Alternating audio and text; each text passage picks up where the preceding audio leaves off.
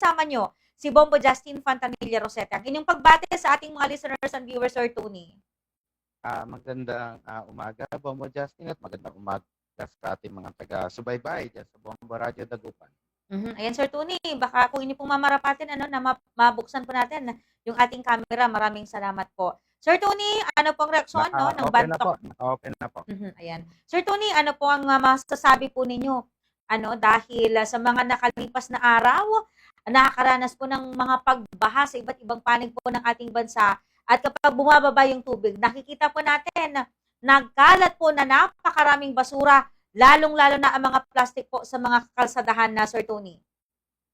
Unang-una, Bombo Justin, matagal na po natin itong ipinapanawagan na mahalaga talaga na mapangasiwaan natin yung ating mga panahon dito sa ating bansa, lalong-lalo na yung pagpapatupad talaga, striktong pagpapatupad noong Republic Act 9003. Lagi na lamang natin ito nararanasan tuwing may ganitong bagyo o kalamidad sa ating bansa, ay talagang ang nabubuntungan natin ng problema ay itong pagbabara ng mga drainages natin dito, at ang pinagsisimulan nga po niyan ay itong mga tambak-tambak na mga basura.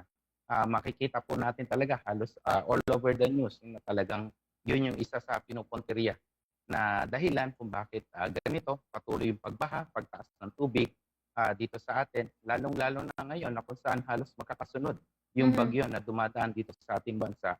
Ayan, lagi na lang ito yung mararanasan at magiging suliranin natin sa mga susunod pa na mga panahon.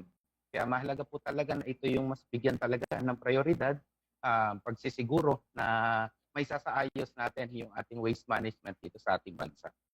Sabi nga, may mga nababasa po tayong mga komento sa social media na maraming mga Pilipino na magagaling nagbibigay ng mga opinion, reaction sa loobin, kaugnay sa mga flood mitigation projects ng ating pamahalaan o ng ating gobyerno na hindi matapos-tapos at hindi na i-correct. Pero the sad thing is, yung pagtatapon mismo ng bawat isa sa atin, kahit na yung mga plastic ng candy na ating pinagbalatan, hindi po natin makorek-korek at hindi po natin mabago-bago, Sir Tony. Tama yun, Bombo Justin, yung mga mitigations, makakatulong yan para ma-prevent talaga yung pagkalat paglagana pa nitong ating mga panahon. Pero babalik talaga tayo dun sa tinatawag nga baka balik tayo dun sa source mismo. Saan ba nanggagaling ito? Paano ito nagsisimula at paano ito nagpa-pile up, yung ganitong dami ng mga panahon? Isipin na lamang po natin kung maayos sana yung mga solid waste management plans or programs ng ating mga barangay, nabibigyan talaga ito ng pansin. Pero kung hindi ito yung prioridad, even sa mga city level or municipal level, talagang dadating na lang lagi tayo dun sa pagkakataon na kung saan nagmi-mitigate na naman ulit tayo. So, mahina mapagplanuhan talaga ito ng maigi, maging prioridad sana ng ating mga mayor, mga local officials, para ang lagi kasing nagiging tugon natin ay gumagastos tayo ng napakalalaking mga resources ng mga pondo para lang ma-mitigate, rather than mas gamitin natin yung resources para mas ma-implement o may patupad yung batas na meron tayo rito patungkol nga dito sa pangangasiwa ng mga basura.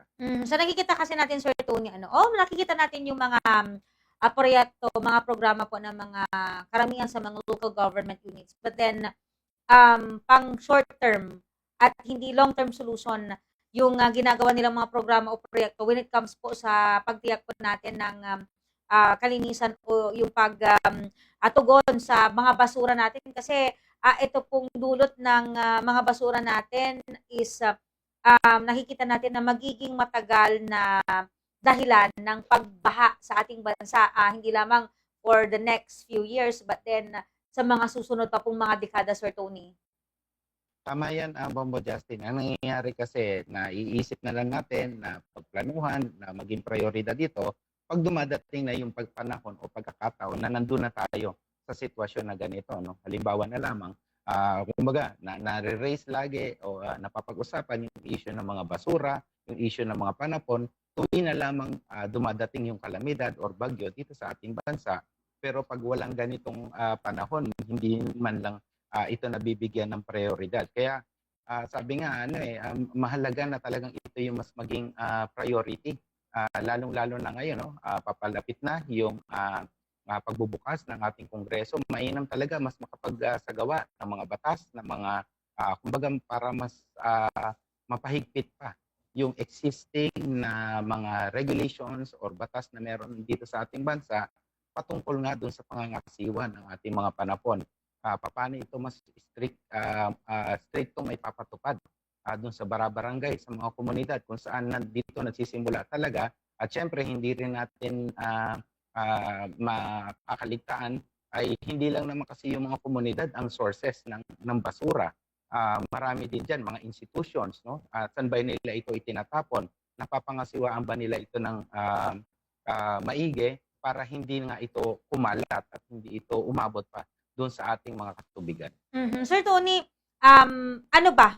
Though masasabi natin na cliche na na paulit-ulit na paalala sa ating mga kababayan, ano ba yung mga dapat na gawin doon na sa sa pinaka grassroots o root po ng ito pong hindi maganda umaayos sa pagmintina ng basura sa mga bawat kabahayan na po doon po magsisimula. Kasi tayo naniniwala, nag-umpisa po yan sa bahay, then sa community, sa labas po, para matugunan po natin itong problema po natin sa basura sa ating bansa.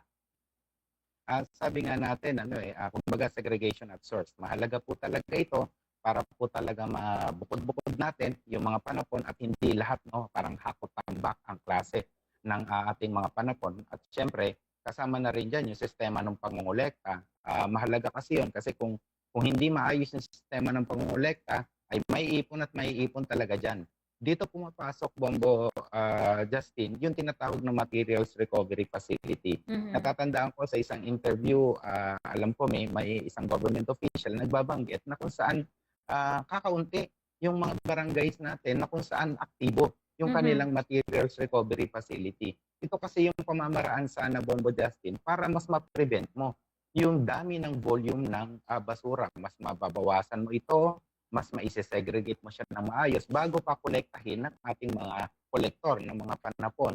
At syempre, kung aktibo yung mga barangay, yung mga local officials sa pagpapatupad ng batas natin patungkol nga sa tamang bubukod-bukod ng ating mga panapon, mas may papatupad ito sa ating community at hindi mo nakakailanganin pang gumastos ng sobrang daming resources para lamang kolektahin ito. Ito yung pinakamahirap dahil kung nag-google tayo ngayon ng resources, doon na sa dulo, nasa tail end na yung kumbaga naitapon na, umalat na, umabot na sa ating mga katubigan, saka tayo nagmi-mitigate. Kaya napakahirap po nun lagi na lang doon sa dulo, lagi yung ating pagtugon sa problema rather than simulan natin ito talaga doon sa first step ng pagsasaayos talaga ng ating mga panapon.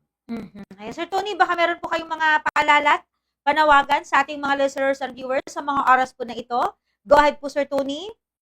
Unang-una, napakahalaga talaga. Alam natin, maraming mga lugar dito sa atin, ang binaha talaga, nakakalungkot yung sitwasyon at sana nga makapagsagawa yung ating pamahalaan ng suporta, serbisyo para dun sa ating mga kababayan na lubog, na pinsala nitong baha, kalamidad dito sa ating bansa. Kaya patuloy po yung aming grupo at sana nga yung ating panawagan ay magkaroon talaga ng isang maayos, komprehensibong programa patungkol po doon sa pangangasiwan ating mga panapon, ipatupad talaga ng mainam at stricto yung batas na meron tayo.